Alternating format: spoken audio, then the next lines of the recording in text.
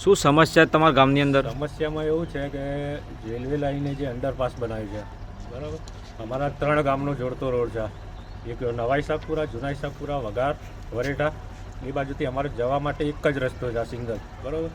હવે પહેલો જ વરસાદ પડ્યો છે અને આ નાળું ભરાઈ ગયું છે, બરાબર.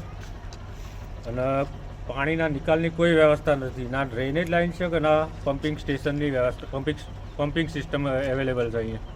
આ જ્યારે ત્યારે આ પાસ થયું રેલવે નાળું, રેલવે પ્રોજેક્ટ પાસ થયું, જાણતા તમે કોઈ જાણ કરેલી એના વિશે? અરજી કરેલી કોની? જાણ કરેલ છે.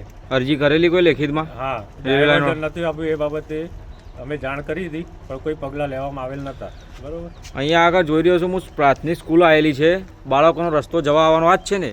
જવા આવવાનું આ જ છે. એટલે બાળકો પોતાના જીવના જોખમે, નાના બાળકો આ પાણીમાં થઈને પસાર થાય છે. તો શું નામ કાકા આપનું? ગલાબી, તમારા ગલાબી ભીખાભાઈ. કયા ગામના વતની તમે?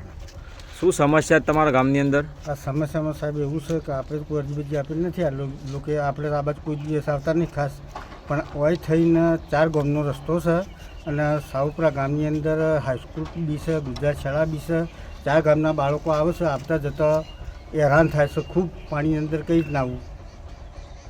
એટલે પાણીની અંદર કોઈ હોલ કે એવું કાંઈ મેક્યું નથી એમ ને? કશું નહીં.